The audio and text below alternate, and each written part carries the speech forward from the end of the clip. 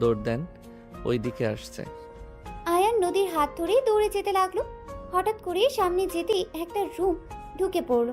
রুমে ঢুকে দরজা লাগিয়ে দিল। নদী বলে ওঠে, ওই ওই দরজা লাগালি কেন? তোর মতলব বেশি ভালো না। রেপ করব। আমার কাছে আসলে আমি খুন করে ফেলবো। কুকুর দেখে যেভাবে ভয়ে আমাকে জড়িয়ে ধরেছিলেন, এতে বোঝা যায় খুন করার মতো সাহস আপনার নাই। আয়ানের কথা শুনে নদী তোতলাতে তোতলাতে বলে, তুই তুই নিজেও তো ভয় পেয়ে আমাকে নিয়ে এখানে আসলি।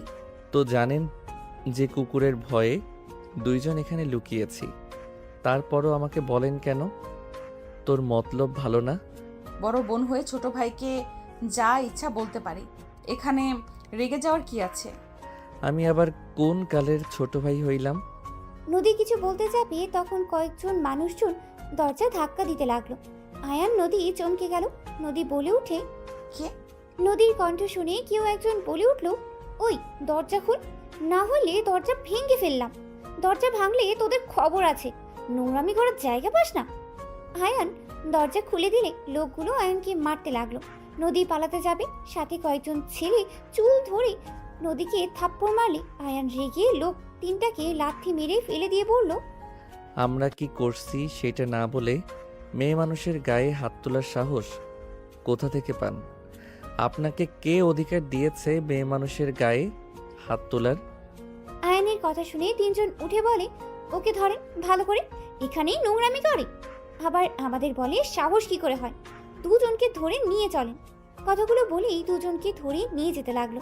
নদী বলতে লাগলো, আমাকে ছেড়ে দেন। আমি কিসের নোংরামি করছি? আমাকে ছেড়ে দেন।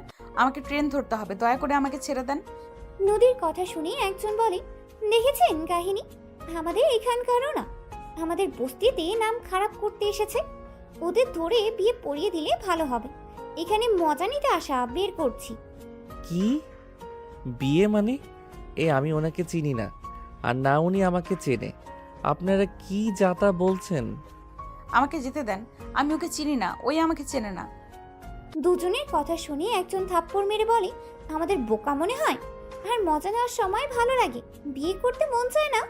বিয়ের কথা বলছি আর তখন একে অপরকে চিনেই না। এই নোংরামি বের করছি, ওয়েট। দুজনকে টেনে নিয়ে যেতে লাগলো। কিছু দূর নিয়ে গেলে আয়ান নদী নিজেদের মুখ ঢেকে রাখার চেষ্টা করতে লাগলো।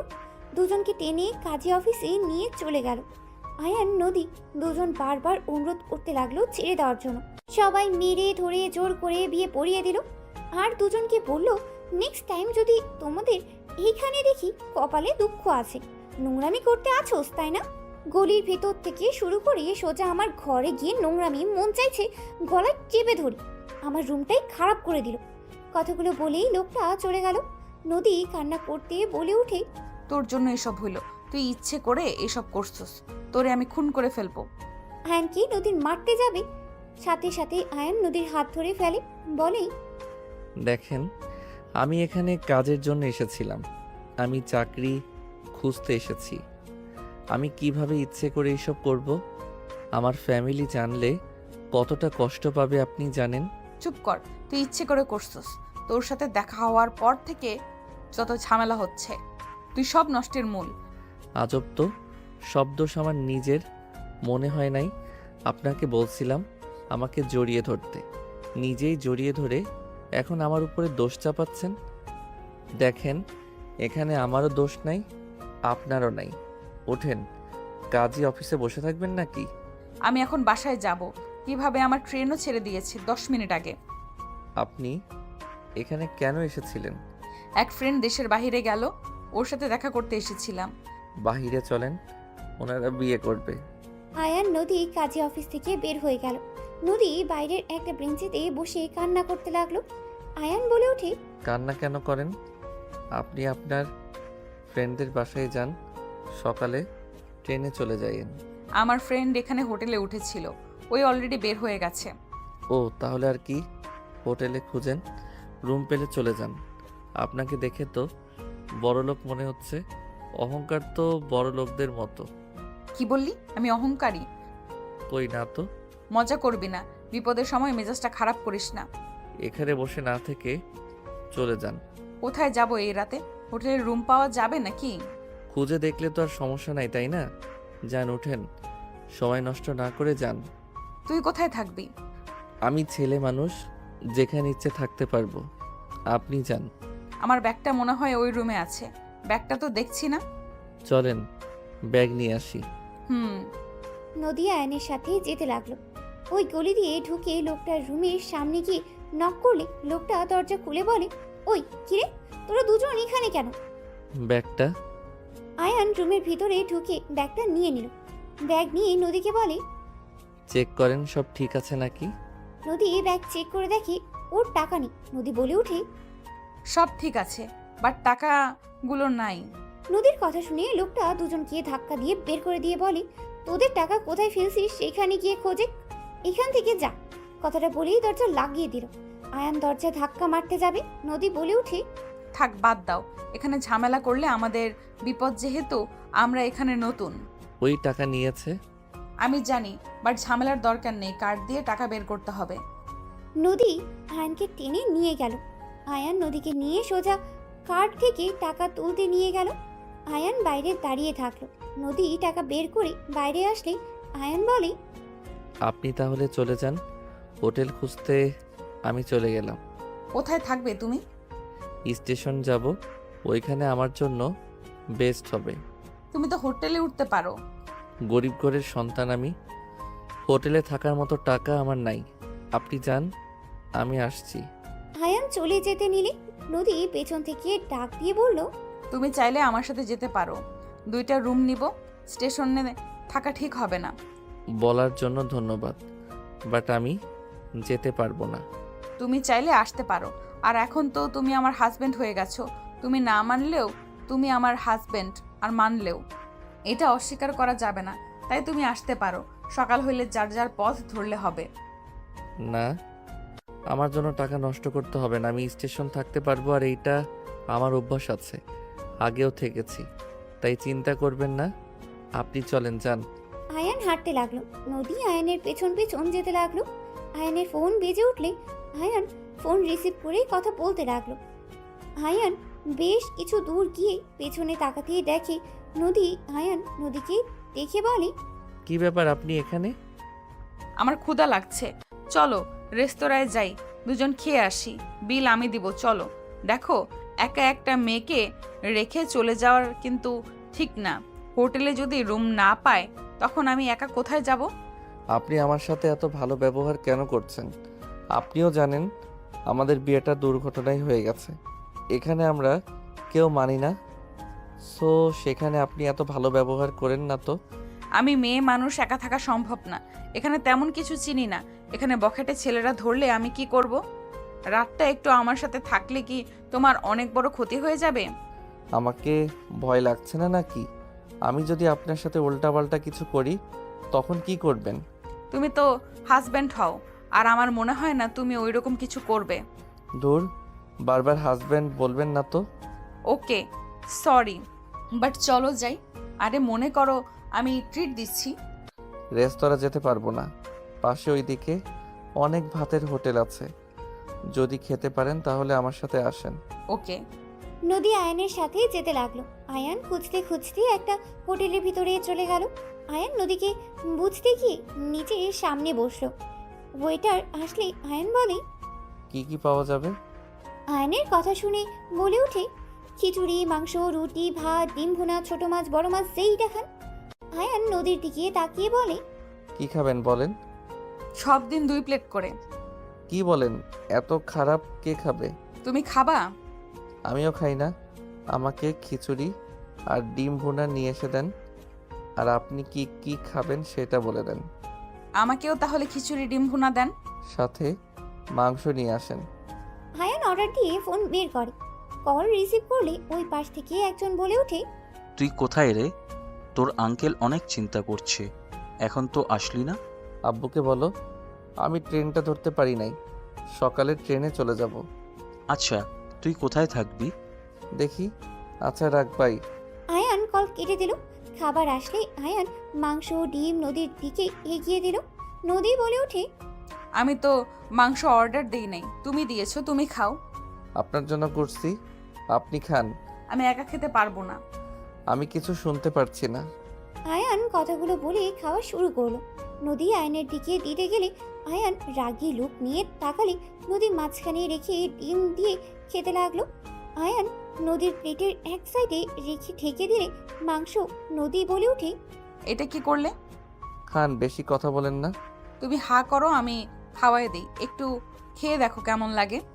আমার অ্যালার্জি আছে, আপনি খান। ও আচ্ছা।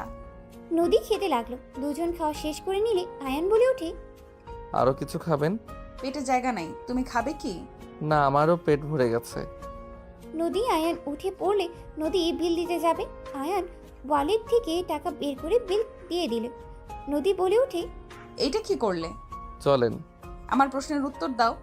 মানুষজন তাকিয়ে আছে, এখন থেকে চলেন। আয়ান চলে যেতে নিলে নদী আয়ানের পেছন পেছন যেতে লাগলো। নদী আয়ানকে বলতে লাগলো, আমাকে বিল দিতে দিল না কেন? তোমার কাছে তো বেশি টাকা নেই, তাহলে কেন এরকম করলে? মায়া মানুষের টাকা দিয়ে খাবো আমি? So funny. শুনেন, আমার সামর্থ্য অনুযায়ী আমি খাওয়ানোর চেষ্টা করছি, আর আপনি আমার স্ত্রী হয়ে গেছেন, সেখানে আপনার টাকায় খাওয়া আমার পক্ষে সম্ভব না।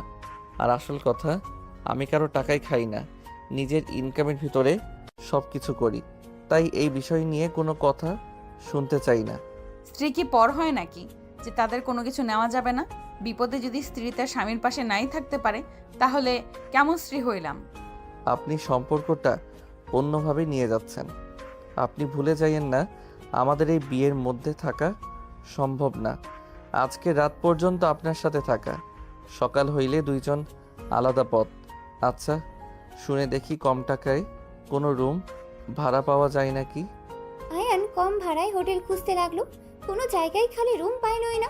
নদী বলে ওঠে, আমি যেখানে নিয়ে যাই সেখানে যাবে, বেশি কথা বলবে না। আপনি একা থাকেন গা, যান। চলো তো। নদী আয়নের হাত ধরে টেনে দামি হোটেলের সামনে চলে গেল। ভিতরে গিয়ে রুম একটা পেয়ে যায়। আয়ান বলে ওঠে, তাহলে তো হয়ে গেল, আপনি যান, আমি চলে যাই। কথা কম বলো, চলো। নদী আয়নের হাত ধরে চাবি নিয়ে যেতে লাগলো। আয়ান নদীর হাতের দিকে তাকিয়ে থেকে যেতে লাগলো। রুমে চলে গেলে নদী বলে ওঠে, থাকো, আমি ফ্রেশ হয়ে আসি। আর খবরদার এখান থেকে চলে যাবে না। আমি চলে গেলে ভালো হইতো, আপনি একটু বুঝেন। রিল্যাক্স। আবার কোনোদিন দেখা হইলে ভাড়া অর্ধেক অর্ধেক দিও, তাহলেই হয়ে যাবে। নদীর কথা শুনে আয়ান বলে ওঠে। ওকে। নদী ওয়াশরুমে চলে গেল। নদী ফ্রেশ হয়ে আসলে আয়ান চলে গেল। আয়ান ফ্রেশ হয়ে সোফায় বসে পড়লো। নদী বলে ওঠে, ওকে শুয়ে পড়ো, আমার অনেকটা টায়ার্ড লাগছে। ওকে, শুয়ে পড়েন। আয়ান সোফায় শুয়ে পড়লে নদী বলে ওঠে, তুমি চাইলে খাটে শুয়ে পড়তে পারো, মাঝখানে পার্টিশন দিয়ে রাখতে পারো। না, আমার হাত পা তুলে দেওয়ার অভ্যাস।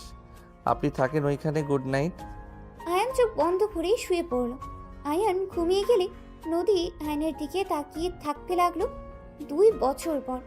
স্যার, আমি নিঃস্বার্থভাবে আপনার কোম্পানিতে কাজ করলাম, আর আপনি আজ বলছেন আমি আপনাদের লিঙ্কগুলো অন্য কোম্পানিতে বিক্রি করে দিয়েছি।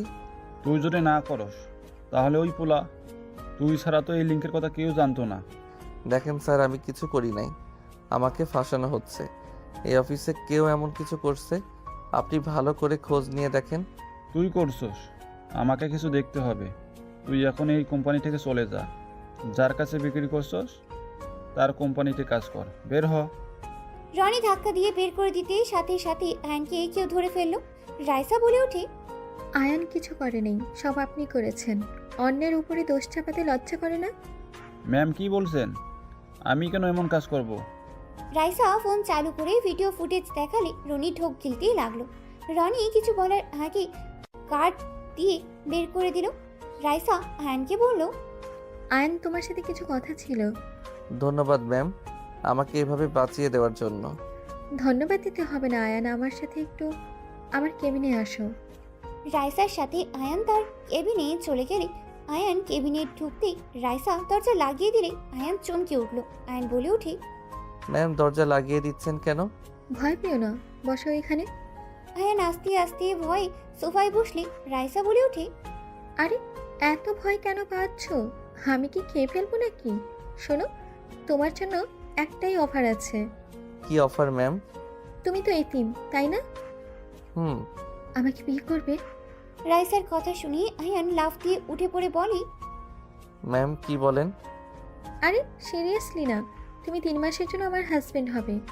আমার ফ্যামিলির সামনে শুধু আমার হাজবেন্ড হয়ে থাকবে। এর বিনিময়ে যত টাকা চাও আমি সব দিব। শুধু 3 মাস আমার হাজবেন্ড হয়ে থাকতে হবে। ম্যাম এসব কি বলেন? আপনি আপনার ফ্যামিলিকে কেন ঠকাবেন? আমি ঠকানো কাজের ভিতরে নাই। আপনি অন্য কাউকে দেখেন। আয়ান, আমার ব্যাপারটা বোঝো। আমার বয়ফ্রেন্ড এখন খুব ব্যস্ত। ওই দেশে আসতে তাও 1 বছরও লাগতে পারে। এতদিন আমার ফ্যামিলি কখনোই আমাকে রাখবে না। যদি স্বামী নিয়ে যায় তাহলে ওরা রাগারাগি করলেও আমাকে অন্য কারোর সাথে বিয়ে দিবে না। আমি আমার বয়ফ্রেন্ডকে ছাড়া কাউকে বিয়ে করতে পারবো না। প্লিজ তুমি আমাকে সাহায্য করো। ম্যাম ফ্যামিলিকে ঠকানোর মতো জঘন্য কাজ আমি করতে পারবো না। আপনি আমাকে ক্ষমা করে দেন। আপনি অন্য কাউকে দেখেন, আমাকে দয়া করে ছেড়ে দেন।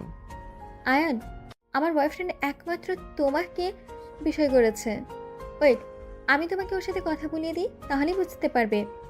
রাইসা কল করতে লাগলো। কল রিসিভ করলেই রাইসা বলে ওঠে, জান, তোমাকে যে আমার এক এমপ্লয়ের কথা বলতাম, তুমি যাকে বাঁচাতে আমাকে কাছে ভিডিও ফুটেজ দিলে, তুমি একটু ওর সাথে কথা বলো। ওই ছেলেটা রাজি না। না, ওই রাজি হতে চাচ্ছে না। তুমি এটুকু বোঝাও না। আচ্ছা, ওর সামনে ফোনটা ধরো। রাইসা ফোনটা আয়নের সামনে ধরলে আয়ন সাথে সাথেই ফোন কেটে দিয়ে বলল, ঠিক আছে, আমি আপনার হাজবেন্ড হতে রাজি আছি। রাইসার অবাক হয়ে বলে ওঠে, কি হলো? এটাই তুমি রাফির সাথে কথা না বলে এভাবে কল কেটে দিলে, আর এখন বলছো হাজবেন্ড হতে রাজি আছো? আপনি কি চান আমি আপনার হাজবেন্ড হয়ে যাই নাকি চান না? চাই। তাহলে কবে যাবেন আমাকে জানিয়ে দিয়েন। আমি আমার কাজ করতে গেলাম। তুমি কি রাফিকে চেনো? না, আমি কিভাবে ওনাকে চিনব? তাও ঠিক। আচ্ছা যাও, সকালে ব্যাগ গুছিয়ে স্টেশন এসেছো, আমি কল দিব। ঠিক আছে। আয়ান চলে গেল। রাইসা রাফিকে কল দিয়ে কথা বলতে লাগলো। সন্ধ্যার দিকে অফিস ছুটি হইলে আয়ান বাসায় চলে গেল। আয়ান বাসায় গিয়ে রান্না করতে লাগলো আর রাকিব সাথে কথা বলতে লাগলো। কথা শেষ হইলে আয়ান রান্না শেষ করে ফ্রেশ হতে চলে গেল। ফ্রেশ হয়ে কিছুক্ষণ ফেসবুকিং করে রাত হইলে খেতে চলে গেল।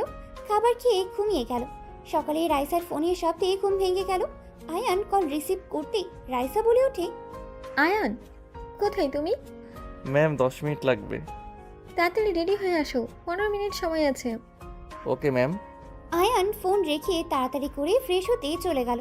ফ্রেশ হয়ে পোশাক পরিবর্তন করে নিল। তাড়াতাড়ি করে ব্যাগ গুছিয়ে তাড়াতাড়ি করে বাসা থেকে বের হয়ে গেল। আয়ান রিক্সা নিয়ে সোজা স্টেশনে চলে গেল। স্টেশনের সামনে গিয়ে দেখে ট্রেন চলে এসেছে। রাইসা উঠতে যাবে। আয়ান দৌড়ে রাইসার সাথে উঠে পড়ল। রাইসা আয়ানকে দেখে বলল, আসলে তাহলে এতক্ষণ কই ছিলে? আমি তো ভেবেছিলাম তুমি আসবে না। আমি যেহেতু কথা দিয়েছি সেখানে আমি কথা রাখবই। চলো। রাইসার সাথে আয়ান চলে গেল। নিজেদের সিটে বসে পড়ল। রাইসা রাফির সাথে ফোনে কথা বলতে লাগলো। আয়ান আর চোখে দেখতে লাগলো। রাফি দুষ্টুমি করে বলে ওঠে, তোমার জামাই ওইভাবে তাকিয়ে থাকে কেন? কথা বলবে নাকি? আমার সাথে কেউ কথা বলতে চাইলে আমি কিছু মনে করব না। সরি স্যার, আমি কারোর সাথে কথা বলতে ইচ্ছুক না। আপনারা কথা বলেন। আয়ান কথাগুলো বলে বাইরের দিকে তাকিয়ে থাকলো। রাফির সাথে রাইসার সারা রাস্তা কথা বলতে লাগলো। রাফি বলে ওঠে, তোমার ছোট্ট হাজব্যান্ডের মনে হয় ক্ষুধা লাগছে, খাবার নিয়ে আসো নাই? রাফি, বাজে কথা বলবে না। বারবার ওকে আমার হাজবেন্ড কেন বলছো? তোমার যদি রাগ হয় তাহলে নিজে চলে আসো। তা তো আসতে পারবে না। ফ্যামিলিকে বলার সাহসও পাও না, যত সব। আরে বাবা, রেগে কেন যাচ্ছ? আমি তো মজা করে বলছি। যাই হোক, তোমরা খেয়ে নাও, আমি মিটিংয়ে যাব। রাফি কল কেটে দিলে রাইসা আয়নের দিকে তাকাতে দেখে আয়ান সামনে বাচ্চা মেয়ের সাথে দুষ্টুমি করছে। রাইসা আয়নের আর বাচ্চা মেয়েটার কাণ্ড দেখে হেসে দিল। রাইসা আয়ানকে বলল, আয়ান, বিরিয়ানি খেয়ে নাও। কিছু খাবো না। পানি হবে কি? রাইসা পানি দিলে আয়ান পানি খেয়ে বাইরের দিকে তাকালো। রাইসা বিরিয়ানি খেতে জোর করলে আয়ান খেতে রাজি হলো না। রাইসা বলে ওঠে, কি সমস্যা তোমার? দুপুর হয়ে গেল, ক্ষুধা লাগে নেই নাকি? আপনি খান তো। আয়ান কথাগুলো বলে কানে হেডফোন দিয়ে সুরা শুনতে লাগলো। 5টার দিকে স্টেশন থেকে নেমে পড়লো। আয়ান নিজের ব্যাগ কাঁধে নিয়ে রাইসার লাগেজ নিয়ে যেতে লাগলো। রাইসা আয়ানের পেছন পেছন যেতে লাগলো। আয়ান স্টেশন থেকে বের হইলে রাইসা বলে ওঠে, আসি। আপু, আশিক দৌড়ে এসে রাইসাকে জড়িয়ে ধরে বলে, আপু কেমন আছো? আর ভুয়া দুলা ভাই এইটা নাকি? বাট এইটা ছোট লাগছে, কেউ বিশ্বাস করবে কিনা সন্দেহ আছে। আমার থেকেও তো ছোট লাগে। আপনি জানেন আমি ভুয়া হাজব্যান্ড? আমার রিয়ের দুলা ভাই তো রাফি চৌধুরী আর এই গ্রুপের মালিকের ছেলে। ও আচ্ছা। লাগেজ নিয়ে চলো। রাইসা কথায় আয়ানের হাত থেকে লাগেজ নিয়ে যেতে লাগলো। আয়ান ওদের সাথে যেতে লাগলো। তিনজন গাড়িতে উঠে যেতে লাগলো। আশিকের ফোনে কল আসতে সামনে ফোন রেখে কল রিসিভ করে ড্রাইভিং করতে লাগলো আর কথা বলতে লাগলো। আয়ান বাইরের দিকে তাকিয়ে থাকতে লাগলো। একটা পুরনো জমিদার বাড়ির ভেতরে গাড়িটা থামলো। আয়ান গাড়ি থেকে নেমে রাইসা বলে ওঠে, ভেতরে চলো। এটা তো জমিদার শেখ বাড়ি, তাই না? হ্যাঁ, আমার দাদার বাবা ছিলেন শেখ। ও আচ্ছা। ভেতরে চলো। আর তোমাকে দুপুরে যা যা বলেছিলাম মনে আছে? জি ম্যাম। বউবালা শেখো ম্যাম কি? সরি।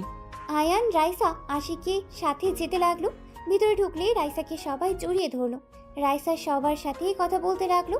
হঠাৎ করে আয়নের চোখ সিঁড়ি বয়ে নামা মেয়েটার দিকে গেল। আয়ন চমকে গেল। রাইসা মেয়েটাকে দেখে জড়িয়ে ধরে বলল, কেমন আছোস? আলহামদুলিল্লাহ। অনেক শুকিয়ে গেছিস। খাবার ঠিক মতো খাস না নাকি? নাটক কম করো প্রিয়। নিজের দিকে তাকিয়ে অন্যজনের দিকে তাকিয়ে কথা বলেন। রাইসার কথা শুনে সবাই হেসে দিল। নদীর আম্মু সামনের দিকে তাকিয়ে বলে ওঠে, আশিক, এই ছেলেটাকে। নদীর আম্মুর কথা শুনে আয়ান সালাম দিল। নদী আয়নের দিকে তাকালে বুকের ভিতর টুক করে উঠল। রাইসা নদীকে ছেড়ে দিয়ে বলে, বড় আম্মু, আমার হাজবেন্ড আয়ন। আর এইদিকে আছো? সরি, সবার সাথে কথা বলতে গিয়ে তোমার সাথে পরিচয় করে দিতে ভুলে গেছি। রাইসার কথা শুনে নদী কয়েক পা পিছিয়ে গেল। সাথে সবাই থমকে গেল। রাইসার আম্মু বলে ওঠে, আমাদের না জানিয়ে তুই বিয়ে করে ফেলেছিস? উপায় ছিল না আম্মু। তোর দাদু, আব্বু, চাচুরা জানলে কি হতে পারে ভাবতে পারছিস? আর তুই কিভাবে আমাদের না জানিয়ে বিয়ে করলি? আমাদের তো একবার জানাতে পারতি।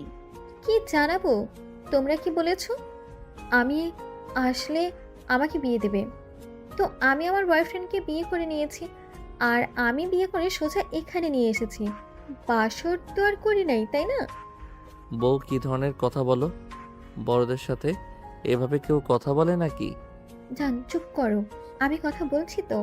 কাকি বাদ দেন তো। আব্বু, চাচু, দাদুকে শান্ত কিভাবে করতে হবে সেটাই নিয়ে ভাবতে হবে। সত্যি কি তোরা বিয়ে করছোস রাইসা? এই ছেলেকে দেখে তো ছোটদের মতো লাগছে। ওই আমার জুনিয়র। বাট আমরা একে অপরকে ভালোবাসি। বয়স কোনো ব্যাপার না। জান, চলো রুমে যাই। রাইসা আয়নের হাত ধরে নিয়ে যেতে লাগলো। নদীর থ হয়ে এক নজর তাকিয়ে আছে। আয়ন নদীর দিকে তাকিয়ে ভাবতে লাগলো, শেষমেশ কিনা নিজের শ্বশুর বাড়িতে চলে আসলাম। আল্লাহ জানে উনি মনে মনে কি ভাবছে। আবার যদি রেগে আমার নামে মামলা দেয়, কারণ আমি তো তাকে ডিভোর্স নেই নাই। কি যে করব আল্লাহ ভালো জানে। আয়নকে নিয়ে সোজা রাইসা রুমে চলে গেল। আয়ান হাত সরিয়ে দিয়ে বলে, আপনি বড়দের সাথে এমন ব্যবহার করেন কিভাবে? আর বাসর কথা বলতে লজ্জা লাগে না? এই, তোমার সাথে কি সত্যি বাসর করবো নাকি? চুপ থাকো। আমার ফ্যামিলির ব্যাপার আমি বুঝে নিব। যাও, ফ্রেশ হয়ে নাও। রাইসা আয়ানকে ওয়াশরুম দেখিয়ে দিলে আয়ান ব্যাগ থেকে শার্ট প্যান্ট বের করে ওয়াশরুমে চলে গেল। গোসল করে পোশাক চেঞ্জ করে বের হইল। বারান্দায় শার্ট প্যান্ট মেলে দিয়ে খাটে এসেছে বসলো। রাইসা ওয়াশরুমে চলে গেল। গোসল করে বের হইলে নদী রুমের ভিতরেই ঢুকলো। রাইসা নদীকে দেখে বলে, কিছু বলবি? দুলাভাইকে নিয়ে নিচে আয় খেতে। নদী, তুই একটু ওকে খাবার এখানে দিয়ে যা। আমি একটু বের হব, আমার কাজ আছে। কোথায় যাবেন? আব্বুর সাথে দেখা করতে যাব। কোম্পানির বিষয়ে কিছু কথা ছিল। ও আচ্ছা। রাইসা চলে গেল। নদী নিচে গিয়ে খাবার নিয়ে এসেছে। রাইসা রুমে ঢুকলো। আয়ান নদীকে দেখে উঠে বসে পড়লো। নদী টি টেবিলের উপরে খাবারগুলো রেখে বলল, খেয়ে নেন দুলাভাই। এইটা আপনাদের বাসা? আপনার বোন হয় রাইসা? আপনি তো অনেক চালাক মানুষ। আপনাকে দেখে বড্ড অবাক হইলাম। আমার কেন জানি মনে হচ্ছে আপনি ইচ্ছে করে রাইসাকে ফাঁসিয়ে এই বাসায় এসে ঘর জামাই হয়েছেন। ঠিক বলছেন। আপনারা তো বড়লোক মানুষ। আপনাকে বিয়ে করে তো কোনো কিছু পেলাম না, তাই আর কি আপনার বোনকে ধরলাম। আপনার বোনকে ধরে লাভ হয়েছে। আপনার বোনের কোম্পানি আছে, নিজস্ব সব কিছু আছে। আমার আর অভাব থাকলো না, পায়ের উপরে পা তুলে বসে খাবো। আয়ানের কথা শুনে নদী রেগে আয়ানের কাছে গিয়ে আয়ানের কলার ধরে রেগে বলে, তুই আমাকেও সেদিন ফাঁসিয়েছিলি তাই না? ওরা তোর লোক ছিল তাই না? তুই যদি ভেবে থাকস রাইসার মাধ্যমে এই বাড়ির দিকে নজর দিবি, তাহলে জীবনে বড় ভুল করবি। আমি বেঁচে থাকতে তোকে কিছুই করতে দিব না। নদীর কথা শুনে আয়ান হাসতে লাগলো। নদী রেগে থাপ্পড় মারতে যাবে, সাথে সাথে আয়ান নদীকে খাটের ওপরে ফেলে দিয়ে নদীর 2 হাত চেপে ধরে, ঠোঁটজোড়া নিজের দখলে নিয়ে নিল। নদীর চোখ বড় বড় করে ফেললো। নদী আয়ানের থেকে ছোটার চেষ্টা করতে লাগলো। আয়ান নদীর পেটে হাত দিয়ে নদী কেঁপে উঠল। 3 মিনিট পর নদীর ঠোঁট ছেড়ে দিলে নদী চোখের পানি গড়িয়ে পড়তে লাগলো। নদী আয়ানের 2 গালে থাপ্পড় মারতে লাগলো। নদী কান্না করতে করতে বলতে লাগলো, আমার হাজবেন্ড হয়ে অন্য কাউকে বিয়ে করতে কি বিবেকে বাঁধলো না? তোর টাকা প্রয়োজন হইলে আমাকে বলতে পারতি, তুই অন্য কাউকে কেন বিয়ে করলি? আয়ান নদীর বুকে মাথা দিয়ে 2 হাত খাটের সাথে চেপে ধরে বলে, আমাকে কি ভালোবাসেন নাকি? তোকে কেন ভালোবাসবো? এই জন্য বলে এতদিনে মানুষ চেনা যায় না। এই জন্য বলে একদিনে মানুষ চেনা যায় না। তুই এত খারাপ, সামান্য টাকা সম্পদের জন্য আমার কাজিনকে বিয়ে করে এই বাড়িতে আসলি। তুই সব চেনার পর কেন আমার সাথে যোগাযোগ করলি না? যোগাযোগ করলে তো আমি তোকে ফিরিয়ে দিতাম না। যা টাকা লাগে, যা দরকার আমি তোকে দিতাম। নদী কথাগুলো বলে অচরে কান্না করতে লাগলো। আয়ান বুকের ওপর থেকে মুখ তুলে ঠোঁটে আলতো করে কিস করে, চোখের পানিগুলো ঠোঁট দিয়ে চুষে নিতে লাগলো। নদী কেঁপে কেঁপে উঠতে লাগলো। আয়ান বলে ওঠে, আপনি তো আমাকে ভালোবাসেন না, তাহলে আপনার থেকে কিভাবে কিছু চাইতাম বলেন? উল্টা আপনি আপনার ফ্যামিলিকে দিয়ে আমাকে মারতেন, তাই আপনার বোনকে বেছে নিলাম। ছাড় আমাকে, আমার বোনকে নিয়ে সুখে থাক, আমাকে ছেড়ে দে। নদীর কথা শুনে আয়ান হাত ছেড়ে দিয়ে নদীর উপর থেকে উঠে পড়লো। নদী উঠে ওড়না ঠিক করতে লাগলো আর কান্না করতে লাগলো। আয়ান উঠে সোফায় বসে খাবার খেতে লাগলো। নদী অছরে কান্না করতে লাগলো। আয়ান বলে ওঠে, খাবার খাইছেন দুপুরে? তুই খা, তোর শ্বশুর বাড়িতে খাবার জন্মের খাবার খা। জন্মের খাবার আবার কেমন দেখা যায়? লুচ্চা বদমাইশ। ও লুচ্চা বদমাইশের মতো দেখা যায়। কুত্তা বিড়াল, তোকে আমি খুন করে ফেলবো। যাক বাবা, আমি আবার কি করলাম? শ্যালিকা কান্না বন্ধ করে পাশে এসে বসো। কুত্তা, আমি তোর স্ত্রী, তুই আমাকে শালিকা কোন হিসেবে বলস? থুক্কু, বড় বউ আসো, একটু কাছে বসো তো। চুপ কর। নদী বের হয়ে যেতে নেবে, তখন আয়ান নদীর দিকে যাবে, সাথে সাথে আশিক এসেছে পরে। আয়ান সোফায় বসে খাবার খেতে লাগলো। নদী বলে ওঠে, দুলা ভাইয়ের কাছে থাক, কিছু লাগবে কিনা। ওকে যাও, আমি দেখছি। নদী চলে গেল। আশিক খাটের ওপরে বসে বলতে লাগলো, তোমার বাসা কোথায়? তোমার ফ্যামিলিতে কে কে আছে? স্যার, এখানে কেন এসেছি ভালো করে জানেন।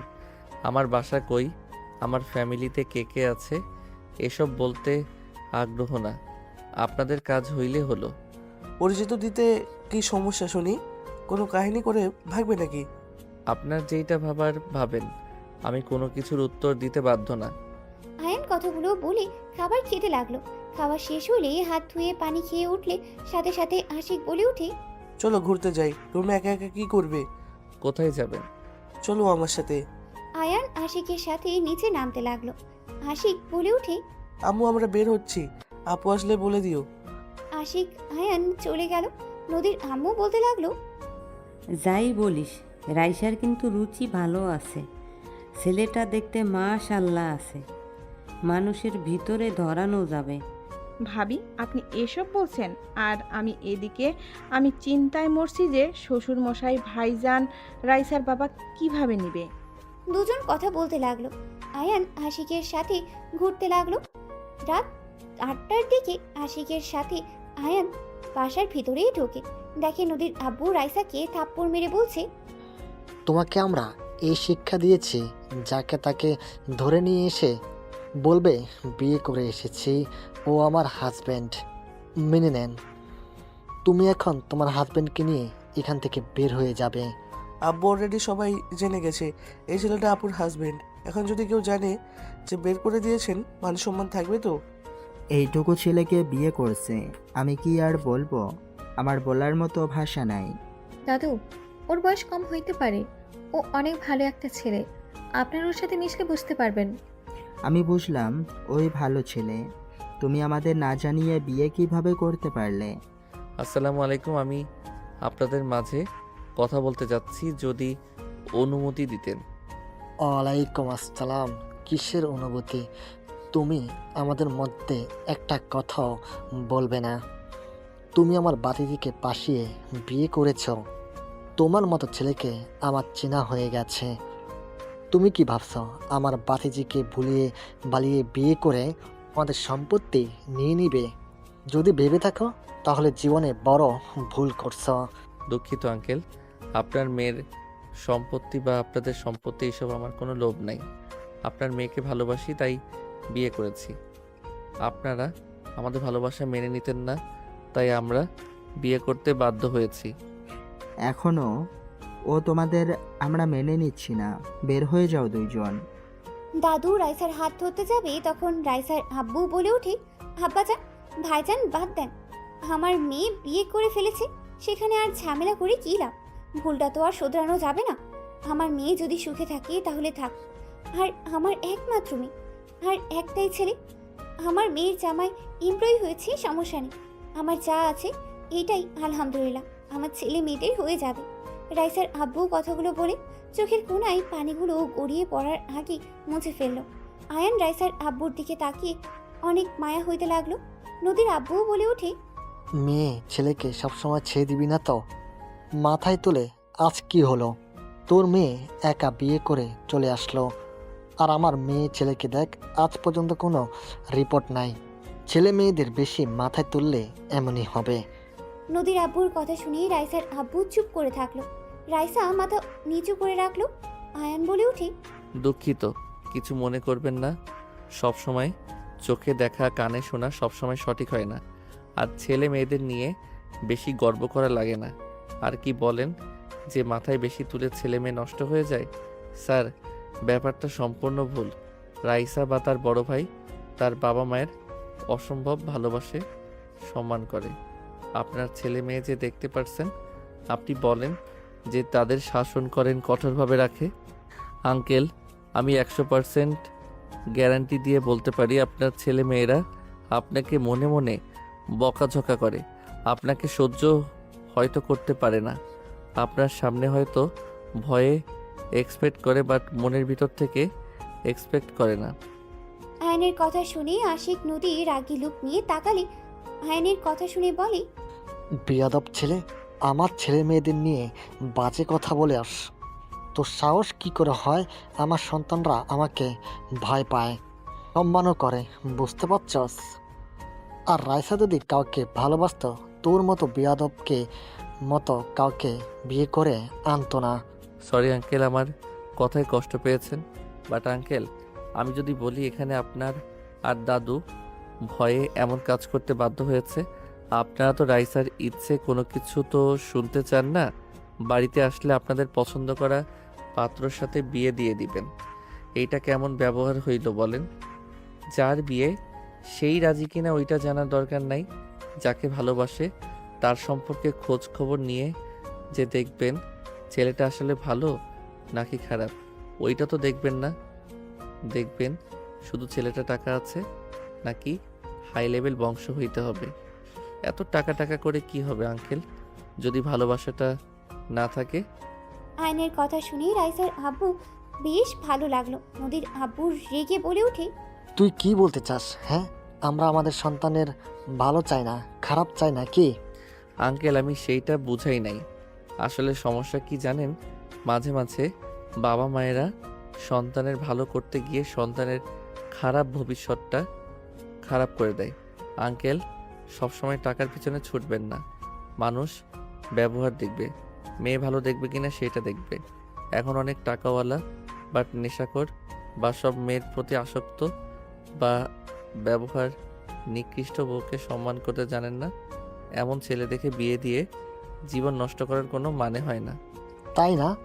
তা তুই অনেক ভালো ছেলে, এটা বোঝাতে চাচ্ছিস নাকি? তোর মতো দুই পয়সার ছেলের সাথে নিজের মেয়েকে বিয়ে দিব নাকি? আমি বলি নাই আমি ভালো। আয়ান আর কিছু বলার আগেই রাইসা বলে ওঠে। অ্যান্ড চুপ করবে প্লিজ, অনেক জ্ঞান দিয়েছো, দয়া করে চুপ করো। রাইসার কথা শুনে আয়ান চুপ হয়ে গেল। নদীর আব্বু রেগে বলে ওঠে। আব্বা, আপনি তাকিয়ে কি দেখছেন? আপনার ছেলেকে এতটুকু ছেলে এসে অপমান করছে, আর আপনি চুপচাপ শুনে যাচ্ছেন, কেউ কোনো প্রতিবাদ করছেন না। ছেলেটা ছোট হইলেও আসলে অনেক কিছু ঠিক বলছে। আব্বু, তুমি ওদিকে টানছো। আচ্ছা বাদ দে, মেজো যেহেতু মেনে নিয়েছে সেখানে আমার কথা বলে কি লাভ? রাইসা, ওকে নিয়ে রুমে যাও। রাইসা আয়ানকে ইশারা করলে আয়ান রাইসার সাথে যেতে লাগলো। নদী আয়নের দিকে তাকিয়ে আছে। আয়ান নদীর দিকে তাকিয়ে চোখ টিপ মারলে নদীর রাগে গজগজ করতে লাগলো। নদীর আব্বু রেগে চলে গেল। নদীর আম্মু বলে ওঠে।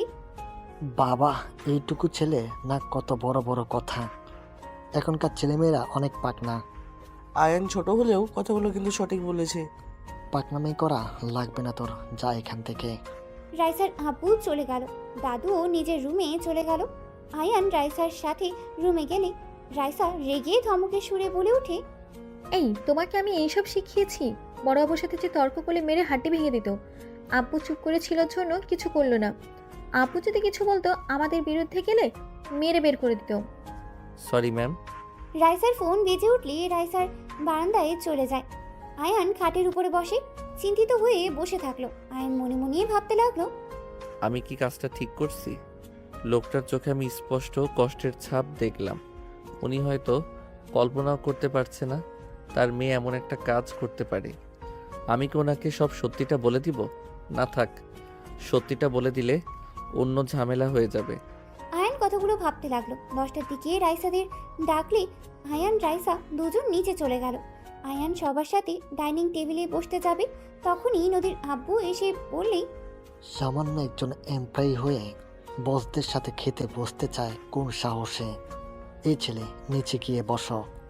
Sorry sir. শফিক, চুপ কর তো। আয়ান, তুমি বসো আমাদের সাথে। ও যদি আমাদের সাথে খায়, আমি খাওয়ার বাদ দিয়ে উঠে যাব। নদীর আব্বুর কথা শুনে কিছু বলবে, তখন আয়ান বলে ওঠে। স্যার আপনি থাকেন, সমস্যা নাই, আমি নিচে বসছি। আয়ান এক সাইডে গিয়ে ফ্লোরে বসলে নদী আয়ানের পাশে গিয়ে বসলো। আশিকও চলে গেল। রাইসাও আশিকের পাশে বসে পড়ল। নদীর আব্বু রেগে বলে ওঠে।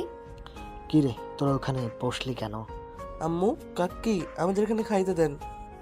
আপনারা আমার সাথে কেন বসছেন? আমি গরিব ঘরের সন্তান। আপনারা যান, আমার সাথে বসা আপনার জন্য ঠিক না। তুমিও মানুষ, আমরাও। ওয়েট, আমি নিয়ে আসি। আশিক নদী উঠে খাবার নিয়ে আসতে গেলে নদীর আব্বু রেগে নদীর গালে থাপ্পড় মারতে গেলে আশিক সামনে দাঁড়ালে ওর গালে গিয়ে থাপ্পড়টা পড়ল। দাদু রেগে বলে ওঠে। আমার দাদু ভাইদের গায়ে হাত তোলার সাহস তোকে কে দিল? ওদের মতো থাকতে ওদের দে সব কিছু জোর করে চাপিয়ে দেওয়ার চেষ্টা করিস না। আব্বাজান, প্লিজ, আপনি আমাদের মধ্যে নাক গলাবেন না। একজন তো ধরে নিয়ে এসেছে বস্তির টোকাইকে। আবার এটা যে কি করবে সেটাই ভেবে পাচ্ছি না আমি। এত বড় সাহস, আমাকে বলস আমি নাক গলাই? দাদু নদীর আব্বুর কথা সহ্য করতে না পেরে বুকে ব্যথা উঠে গেল। আয়ান দৌড়ে গিয়ে দাদুকে ধরে ফেললো। নদী দাদুকে ধরে বলতে লাগলো। দাদু কি হলো?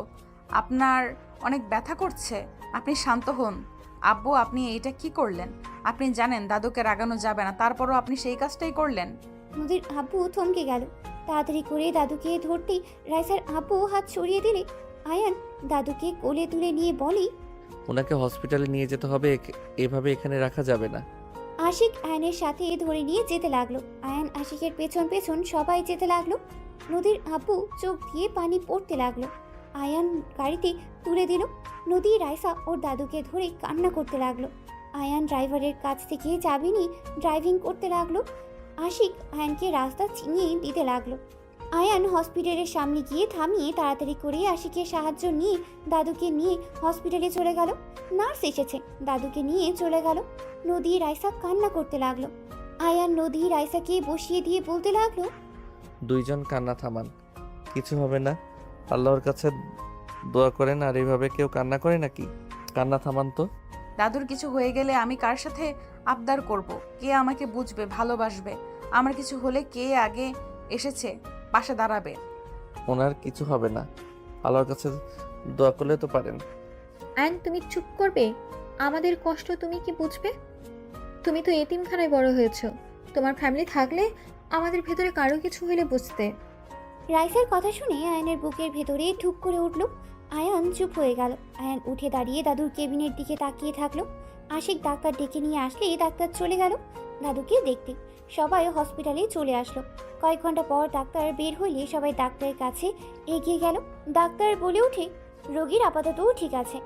আপনাদের তো বলে দেওয়া হয়েছিল রোগীকে হার্ট না করা। ওনাকে কোনো চিন্তা ভাবনা রাগানো যাবে না, ওনার খেয়াল রাখতে হবে। পরের বার এই অবস্থা হইলেই বাঁচানো সম্ভব হবে না। ডাক্তার আর কিছু কথা বলেই চলে গেল। নার্স মেডিসিন লিস্ট দিলে আয়ান বলে ওঠে, আমার কাছে দিন, আমি নিয়ে আসছি। আয়ান লিস্ট নিয়ে চলে গেল। ফার্মেসিতে গিয়ে মেডিসিনগুলো কিনে হসপিটালে চলে আসলো। আয়ান মেডিসিনগুলো দিলে নার্স হাতে দাদুর কাছে চলে গেল। 5 দিন পর দাদুকে হসপিটাল থেকে বাসায় নিয়ে আসা হয়েছে। দাদু খাটে শুয়ে থেকে কিছু ভাবছে। আয়ান বলে উঠল, দাদু আসবো। দাদু ইশারা করলেই আয়ান ভিতরে গিয়ে দাদুর পাশে চেয়ার টেনে বসে পড়ল। কি ব্যাপার দাদু, দাদিমাকে মিস করেন নাকি? তুমি কিভাবে বুঝলে? ওই তো আপনার বুকের ভিতর থেকে শব্দ হচ্ছে, উনি বলল, সেটা শুনে বললাম। আয়ানের কথা শুনে দাদু হেসে দিয়ে বলে, তোমাকে প্রথম দেখে ভেবেছিলাম তুমি অনেক গম্ভীর টাইপের। এই 5 দিনে যা বুঝলাম। কি বুঝলেন, ফাজিল নাকি? অনেক মজার একটা ছেলে তুমি। তুমি 5 দিনে সবার সাথে কত সুন্দর মিশে গেছো। আপনারা ভালো বলে মিশতে পারছি, চাচা শ্বশুর তো এখনো সহ্য করতে পারছে না। ওর কথা বাদ দাও। ওই ছোট থেকে খিটখিটে মেজাজের বড় সন্তান তো মায়ের আদরের বাদর হয়ে গেছে। ওনার আম্মু ওনাকে অনেক ভালোবাসতো, তাই না? হ্যাঁ, ওর আম্মু ওদের অনেক ভালোবাসতো। আমি বাবা হয়ে ওদের কখনোই সময় দিতে পারি নাই, ওদের মনে জায়গা নিতে পারি নাই। ওদের মা যখন আমাদের ছেড়ে চলে গেল তখন থেকে ওরা আমাকে অপছন্দ করা শুরু করে দেয়। ওরা বুঝতে না দিলেও আমি ঠিকই বুঝতে পারি। দাদিমা কি হয়েছিল? আমার ছোট সন্তানের সাথে এই বাড়ি থেকে বের হয়ে গেছিল। সেই যে চলে গেছে, আর কোনোদিন তার দেখা পাই নাই। অনেক খোঁজ নিয়েছি, কিন্তু কোথায় থাকে এটাও বের করতে পারি নাই। 20 বছর আগে একবার পত্রিকার কাগজে তাকে দেখেছিলাম। বিজনেসম্যান নাম্বার 1 হিসাবে পরিচয় পেয়েছে। দাদিমা এখন কোথায় জানেন না, আর আপনি তার ঠিকানা পান নাই? পেয়েছিলাম, কিন্তু তার সাথে দেখা করতে পারি নাই। সেই সুযোগটা পাওয়ার আগেই জেলখানায় জায়গা হয়ে যায়। মানে কি বলেন, জেলখানায় মানে? আমার 3 বছরের জেল হয়েছিল। পরিচিত একজন মিথ্যা মামলায় ফাঁসিয়ে দিয়েছিল। জেল থেকে বের হয়ে সোজা দেশে চলে আসি। সবাই ভেবেছিল আমি মারা গেছি। ও আচ্ছা। একটাই কথা বলবো। জি বলেন। তোমার মাঝে আমি আমার ছোট ছেলের অনেক মিল পাই। তোমার হাসি, তোমার চলাফেরা আমার ছেলের মতো। আমার ছেলে তোমার মতো করে হাসতো। ওই খুব বুদ্ধিমান ছিল। তোমাকে দেখলে আমার ছেলের কথা মনে পড়ে যায়। আপনার ছেলের নাম কি, আর তার কি কোনো ছবি আছে? আমার ছেলের নাম? দাদু পুরো কথা শেষ করবে তখনই আয়ানের ফোন বেজে উঠলে আয়ান দাদুকে বলে, দাদু থাকেন, একটা মিটিং আছে, বউকে জানাতে হবে। আয়ান কথাগুলো বলে রুম থেকে বের হয়ে ফোনে কথা বলতে বলতে যেতে নিলে হঠাৎ করে কেউ পেছন থেকে টান দিয়ে রুমের ভেতরে নিয়ে গেল। আয়ান কল কেটে দিয়ে পিছনে ঘুরে তাকাতে সাথে সাথে নদী আয়ানের ঠোঁটজোড়া নিজের দখলে নিয়ে নিল। আয়ান নদীর কোমর ধরে ঠোঁটজোড়া ওপরে অত্যাচার করতে লাগলো। 3 মিনিট পর ছেড়ে দিলে নদী বলে উঠে, তোর বউকে তুই টাচ করস নাই, আমি জানি তোদের বাসর আজ হবে। তার আগেই আমি তোর ঠোঁটগুলো ইউজ করলাম। শুধু ঠোঁট, অন্য কিছু ইউজ করবেন না? কি বলতে চাস? কিছু না। ও হ্যাঁ, বউয়ের কাছে যেতে হবে। যা, তোর বউ তোর জন্য অপেক্ষা করছে। করবেই তো, আমার বউ আমার জন্য অপেক্ষা করবে না তো কার জন্য করবে? আয়নের কথায় নদীর রাগ উঠলে কলা চেপে ধরে বলে, আমি তোকে ভালোবাসি, আমি তোর প্রথম স্ত্রী। তুই আমার আগে ওর সাথে বাসর করতে পারবি না। দেখ আমি কি করি আজকে। কি করবে? হ্যাঁ, কিছু করতে পারবে না। আমি তো আজ বাসর করবই। তোর সাহস থাকলে করে দেখাস। ওকে, আয়ান কথাগুলো বলেই রুম থেকে বের হয়ে সোজা রাইসার রুমে চলে গেল। রাইসা আয়ানকে দেখে বলল, কোথায় ছিলে আয়ান? ম্যাম সজীব স্যারকে কল দিয়ে কথা বলেন। বললাম মিটিং সকালে বলে দিয়েছে, রাতের ভিতরে ফাইলগুলো রেডি করতে হবে। আর কয়েকটা তো ফাইল কাজ শেষ করা যাবে। আচ্ছা আমি বাইরে যাব। ঠিক আছে। রাইসা চলে গেল। আয়ান একটা ফাইল নিয়ে সোফায় বসে ফাইলে কাজ করতে লাগলো। নদী রুমে এসেছে, আয়ানের পাশে বসলো। আয়ানের হাঁটুতে হাত দিয়ে ঠোঁট কামড়াতে লাগলো। আয়ান বারবার হাত সরিয়ে দিয়ে কাজ করতে লাগলো। নদী আয়ানের ফাইল নিতে যাবে, সাথে সাথে আয়ান নদীকে ধরে কোলে বসিয়ে দিয়ে ফাইল হাত থেকে কেড়ে নিয়ে টি টেবিলের উপরে রেখে দেখতে লাগলো। নদী ডিস্টার্ব করতে নিলে আয়ান টান দিয়ে ওর দিকে ঘুরিয়ে এক হাত দিয়ে চেপে ধরে কানে হালকা করে কামড় দিয়ে ধরে থাকলো। নদী আয়ানের পিঠে মারতে লাগলো আর বলতে লাগলো, ছাড়ো রাক্ষস কোথাকার, তোমাকে কেউ মাংস খাওয়ায় নাই নাকি যে মানুষের মাংস খেতে চাচ্ছ? আয়ান কান ছেড়ে দিয়ে বলি, দুষ্টুমি করা বন্ধ করবে, কাজ করতে দাও। আমি বাসর করব, আমি বড় বউ, আমার অধিকার সবার আগে। সময় হইলে করব, এখন করার মুড নাই। কাজ করতে দিবে নাকি আমি কিছু একটা করব? আমি তো চাই কিছু একটা করো। কামড় দিয়ে গাল লাল করে দিব, পরের কাউকে দেখাতে পারবে না, তাই চুপচাপ বসে থাকো, কাজ করতে দাও। আমার কান্না আসছে, আমি কান্না করি, তুমি কাজ করো। নদীর কথা শুনে আয়ান রূপ উচকিয়ে তাকিয়ে বলে, কান্না কেন করবে? কি হয়েছে?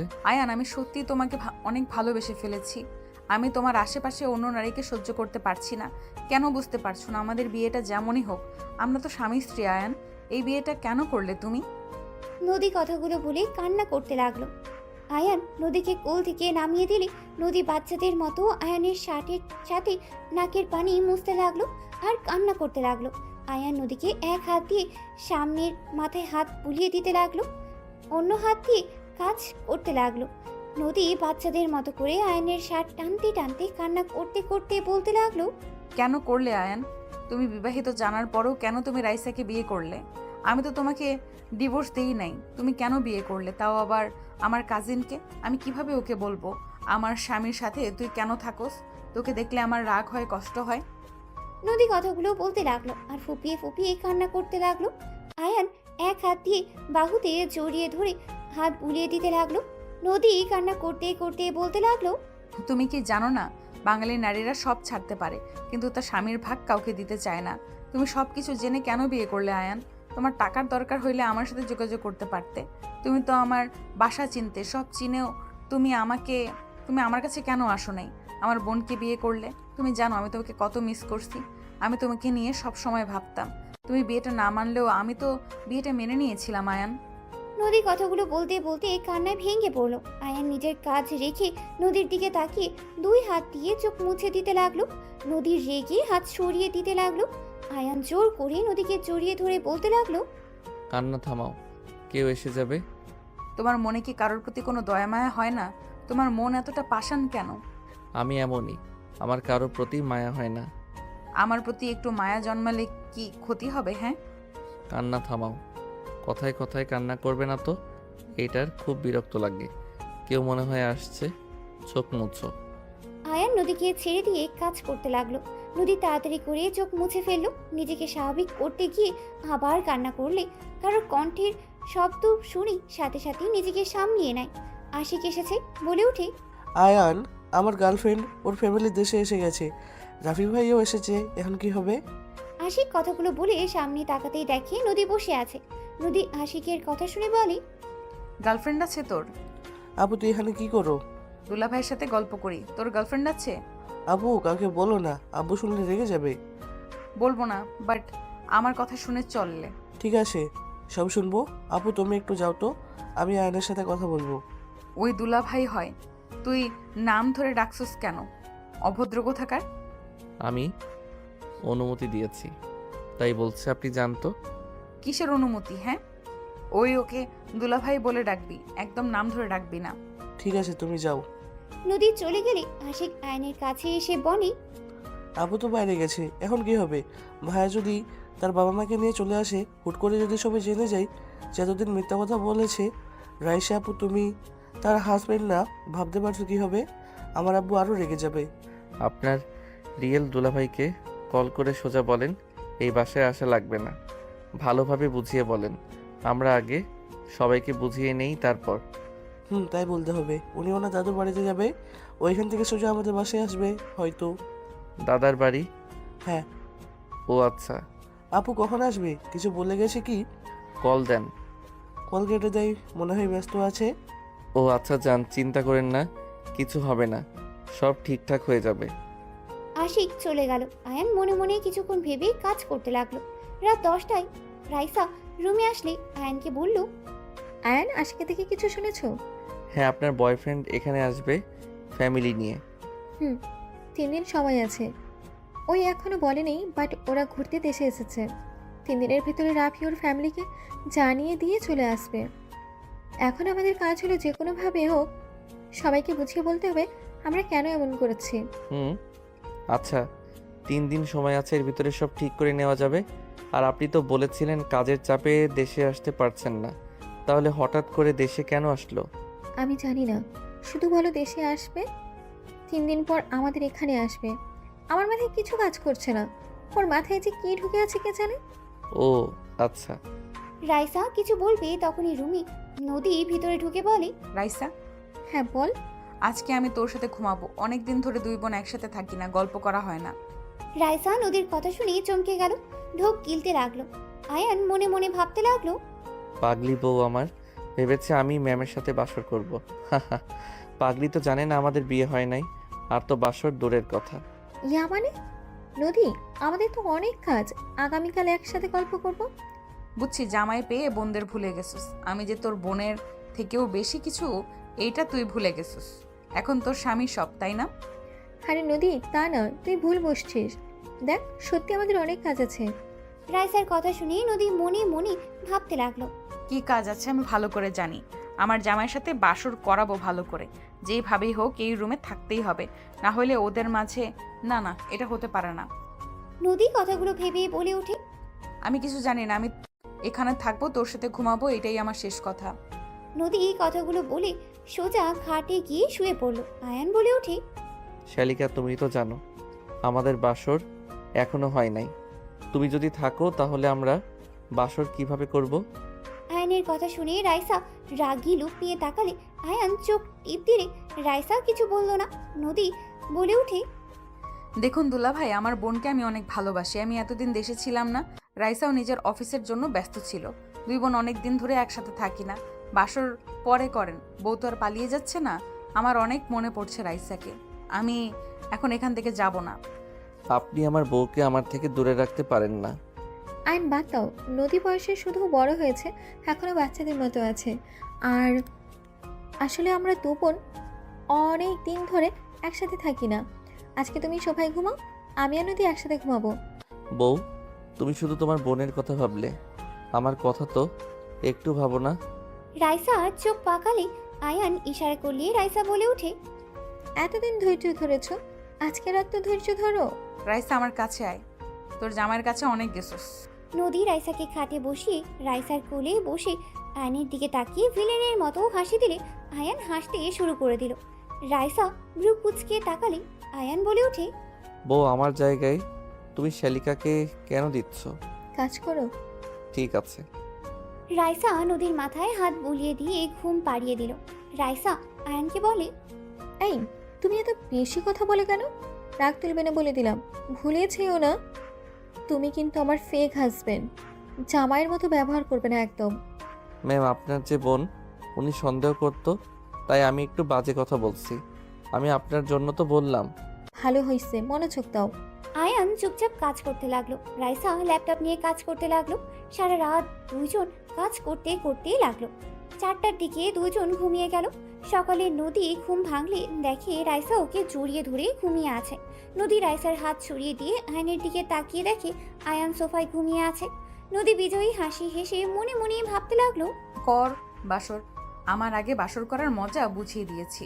লুচ্চা বেডা একটা, এমন জায়গায় মারবো না বাসর আর মুখেও নিয়ে আসবি না, কুত্তা বিড়াল। নদী মুখ ভেঙচি দিয়ে নেমে চলে গেল রুমে। রাইসার ঘুম ভাঙলে ঘড়ির দিকে তাকাতে দেখে অনেক বেজে গেছে। রাইসা তাড়াতাড়ি করে উঠে পড়লো। আয়নকে তাড়াতাড়ি ডাক দিয়ে তুলে নিয়ে বলল, আয়ন ওঠো, তাড়াতাড়ি রেডি হতে হবে, অনেক বেঁচে গেছে। রাইসা কথাগুলো বলেই চলে গেল। আয়ান তাড়াহুড়ো করে উঠে পড়লো, ব্যাগ থেকে শার্ট প্যান্ট নিয়ে পাশের রুমে গিয়ে ফ্রেশ হয়ে রেডি হয়ে নিল। রাইসার রুমে এসেছে, সব কিছু গুছিয়ে নিতে লাগলো। গুছিয়ে নিয়ে রাইসার সাথে তাড়াতাড়ি করে বাসা থেকে বের হয়ে গেল। সন্ধ্যার দিকে আয়ান রাইসা বাসায় ফিরলো। বাসায় ঘরে যেতেই আয়ান রাইসা দুজন চমকে উঠলো। আয়ানকে দেখে কেউ কিছু বলার আগেই নদীর আম্মু বলে ওঠে, আম্মাজান, এটা রাইসা আর তার হাজবেন্ড আয়ান। রাইসা, এইটা তোর দাদিমা, ছোট চাচ্চু চাচ্চি, আর এটা তোর ছোট চাচ্চুর ছেলে মেয়ে রাফি আতিয়া। আসসালামু আলাইকুম, কেমন আছেন আপনারা? ওয়ালাইকুম আসসালাম, আলহামদুলিল্লাহ। আয়ানকে কেউ কিছু বলার আগেই আয়ান হাতিয়ার সামনে গিয়ে ঠাস করে থাপ্পড় মেরে দিল।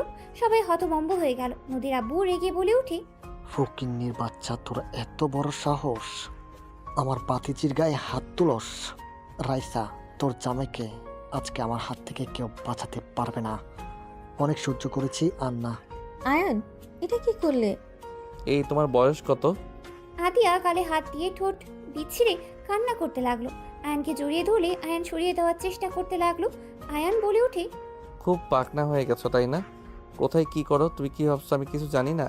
থাপ্পড় দিয়ে সবগুলো দাঁত ফেলে দিব। কি করছো তুমি জানো না নাকি? আমি যদি মুখ খুলি তো তোমাকে মেরে কেটে নদীতে ভাসিয়ে দিব। ছাড়ো। নদীর আব্বু রেগে আয়নের কলার ধরে টান দিয়ে ঠাস করে থাপ্পড় মারলো।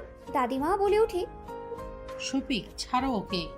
আম্মাজান, আপনি জানেন না এই ফকিন্নির বাচ্চা রাইসাকে ফাঁসিয়ে বিয়ে করেছে। আমাদের সম্পত্তির লোভে এই বাড়িতে এসেছে। শফিক, ছাড়তে বলেছি, ছাড়ো। কে কি সেটাই না জেনে হাত তুলবে না। তোমাদের সম্পত্তির লোভ ওর নাই, বুঝতে পারছো? ওর যা আছে তোমাদের তাও নেই। ছেড়ে ওকে। দাদিমার কথা শুনিয়ে সবাই অবাক হয়ে গেল। আয়ান নদীর আব্বুর হাত সরিয়ে দিয়ে বলল, আপনাদের সব ভাইদের মধ্যে শুধু অহংকার, শুধুমাত্র একমাত্র আমার শ্বশুর ভালো মনের মানুষ। আয়ান কথাগুলো বলেই চলে গেল। রাইসা বলে ওঠে, আয়নের হয়ে আমি সবার কাছে ক্ষমা চাচ্ছি। হাজব্যান্ডের সাথে অনেক সুখে আছেন দেখছি। অবশ্যই, কেন থাকবো না। রাইসা কথাগুলো বলেই চলে গেল। আয়ান ফ্রেশ হয়ে খাটে বসলে রাইসা রেগে বলে, তুমি আমার কাজিনের গায়ে হাত তোলার সাহস কি করে পেলে? নোংরামি করার একটা লিমিট আছে। আশিক ভাইয়ার গার্লফ্রেন্ড ওই মেয়েটা, অসভ্য একটা মেয়ে। ওরা তো বিয়ে করবে, তাতে তোমার কি সমস্যা? দেখো, তুমি নিজে লিমিটের ভেতরে থাকো। উনি আপনার কাজিন হয়, আগে তো বলেন নাই। কি বলবো, আমি নিজেই তো জানতাম না। জানলে কি এত কিছু করতে হইতো? সবাই জানিয়ে দিতাম। ও আচ্ছা, যাই হোক, আমরা যে প্রজেক্টটা পেলাম এতে অনেক ভালো লাগছে। আপনার অনেক দিনের স্বপ্ন পূর্ণ হয়েছে। এখন শুধু কাজ করতে হবে। ঢাকা চলে যেতে হবে যত তাড়াতাড়ি। আপনার ফ্যামিলিগত সমস্যার সমাধান করতে হবে। রাইসা আলমারি থেকে পোশাক নিয়ে ওয়াশরুমে চলে গেল। গোসল করে ছাদে চলে গেল। আয়নও ছাদে চলে গেল। বাতাসে রাইসার চোখে কিছু পড়লে রাইসা বলে ওঠে, আয়ান, একটু দেখবে কি? গলা অনেক জ্বালা করছে। আয়ান রাইসার চোখে ফু দিতে লাগলো। হঠাৎ করে ছাদে সবাই চলে আসলে সবাই হালকা করে কাশি দিলে আয়ান পিছনে ঘুরে দেখে নদী, রাফি, আতিয়া, আশিক আর কিছু কাজিনরা দাঁড়িয়ে আছে। নদী রেগে হাত মুঠো করে দাঁতে দাঁত চেপে বলে, সব কিছুতে একটা লিমিট থাকে। ছাদে এসেছে আপনাদের রোম্যান্স করতে হবে? নোংরামি করতে লজ্জা করে না? ঘর কি জন্য আছে? বিছানা বালিশ সব নিয়ে এসেছি, এখানে বাসর কর দুইজনে। নদীর কথা শুনিয়ে রাইসা রাফির দিকে তাকালো। রাইসা ঘৃণ্য শরীর গুলিয়ে আসতে লাগলো। রাফি কিছু না বলে এক সাইডে চলে গেল। আয়ান নদীর দিকে রাগী লুক নিয়ে তাকিয়ে বলে, আমার বউ, আমি যেখানে ইচ্ছে সেখানে আদর করব। তোমার সমস্যা কোথায়? সব সময় বেশি বুঝবে না। আমার কি সমস্যা হবে? সবার সামনে নোংরামি মেনে নেওয়ার মতো না। আমরা না এসেছে যদি এখানে বড়রা কেউ আসতো তখন কি হতো? দেখো তো কি আর হইতো। জাস্ট শ্যাট আপ আয়ান, মুখ সামলিয়ে কথা বলো। ভাইয়া ভাবির চোখে ময়লা গেছে, বের করে দাও। আমি তো বের করতে নিয়েছি, তার ভিতরে তো তোমরা চলে আসলে। আয়নের মুখ থেকে ভাইয়া ভাবি শুনে বেশ অবাক হয়ে গেল নদী, রাইসা, আশিক। রাফি বলে ওঠে, তুই বের কর। আমার বউ নাকি যে আমি বের করব? মেজাজ খারাপ করবে না, তুমি ভালো করে জানো এখানে কোনো বাজে কিছু হতে পারে না। বের কর, কেউ দেখলে ঝামেলা হবে। চোখ দিয়ে পানি পড়ছে। আতিয়া ভাবির চোখের ময়লাটা বের করে দাও। উনি আমাদের ভাবি হয়, আমার বউ না, কাউকে বলো না। বড় ভাইয়া রাইসা আপুকে ভালোবাসে, ওনারা রিলেশনে আছে। আর তুমি আশিকের সাথে যা শুরু করছো, মেজাজ খারাপ করো না। কথা বলা যদি বেশি দেখি, থাপ্পড় মেরে গাল ফাটিয়ে দিব। আয়নের কথা শুনে সবাই চোখ বড় বড় করে ফেলল।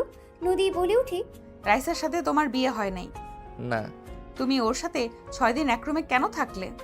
রাতে যেমন দেখছো সেইভাবে থাকি। আশা করি তোমার প্রশ্নের উত্তর পেয়ে গেছো। আর আমাদের নিয়ে বাজে চিন্তা ভাবনা নিয়ে আসবে না। উনি আমার বড় বোন, ভাবি, ম্যামের বাহিরে কিছু না। আয়ান কথাগুলো বলে চলে গেল। রাফি রাইসার কাছে এসেছে, চোখে ময়লা পরিষ্কার করতে লাগলো। রাইসা বলে উঠে, রাফি, তুমি কি আমাকে ভুল বুঝেছিলে নদীর মতো? তুমি কি ওটাই ভাবছিলে? আরে না, তোমার কি মনে হয় আমি তোমার রুমে সিসি ক্যামেরা রাখার কথা বললেও কেন রাখি নাই? আমি জানি আয়ান তোমার দিকে বাজেভাবে তাকাবে না। আয়ান আমার ছোট ভাই, তোমার দেওয়ার হয়। রাফির কথা শুনে নদী, আশিক, রাইসার চোখ বড় বড় হয়ে গেল। রাইসা বলে উঠে, কি বলো? আয়ান তোমার ভাই হইলে ওই বস্তিতে কি করে? আর আমাদের অফিসে এত ছোট পদে কাজ কেন করে? ওই আব্বুকে পছন্দ করে না। তোমার আব্বু যেমন তোমাদের দুই ভাই বোনকে পেরায় রাখে, শাসন রাখে, তেমন সেম আমার আব্বু। আব্বু অনেক রাগী, বদমেজাজি। আব্বু ছোটবেলা থেকে বাইরে বেশি থেকেছে। আয়ান আব্বুর ভালোবাসা তেমন পায় নাই।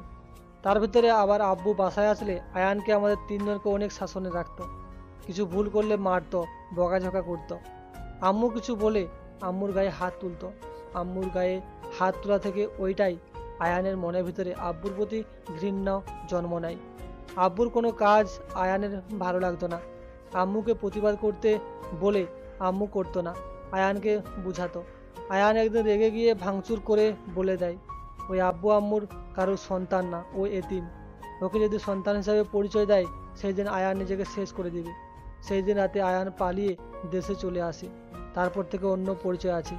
সেদিন কোলে নিয়ে আসলাম, তুমি তো ওকে কিছু বলো না, আর আমাকেও তো বললে না। আমি তোমাকে কিছু বললেও ওই এখানে আসতো না।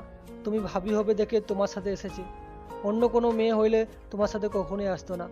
মানুষ ঠকানো ওর পছন্দ না। এই কাজগুলো করতেও ওই মনের সাথে হয়তো লড়াই করেছে। প্রথমে ও রাজি হয়নি, তোমাকে দেখার পর হুট করে হ্যাঁ বলে দেয়। আমি বুঝতে পারছিলাম না, ওকে দেখে কোনো কিছু বোঝা যায় না, চাপা স্বভাবের।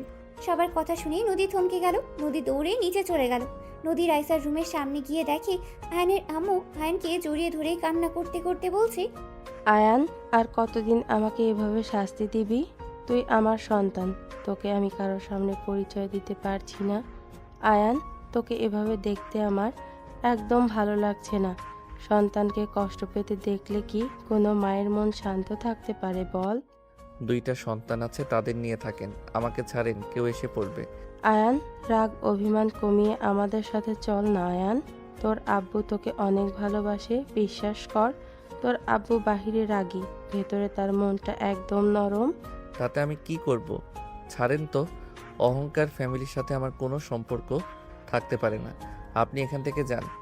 আয়ান কথাটা বলে ওর আম্মুকে সরিয়ে দিয়ে বারান্দায় চলে গেল। আয়ান বারান্দায় দরজা লাগিয়ে দিল। আয়নের আম্মুকে বের হইতে দেখে নদী ওইখানেই চলে গেল। 3 ঘন্টা পর রাইসা রুমে এসেছে। আয়নকে দেখে বলে, আয়ন, চলো নিচে খাবার খাওয়ার জন্য আম্মু ডাকছে। খাবো না, আপনি যান। এই, তুমি এমন কেন? ঠিক মতো খেতে চাও না? ক্ষুধা না লাগলে আমি কি করব? চলো নিচে খেয়ে নেবে। ভাইয়া আপনার উপরে রাগ করে আছে নাকি? না, আচ্ছা তুমি আমার থেকে লুকালে কেন? তুমি যে রাফির ছোট ভাই।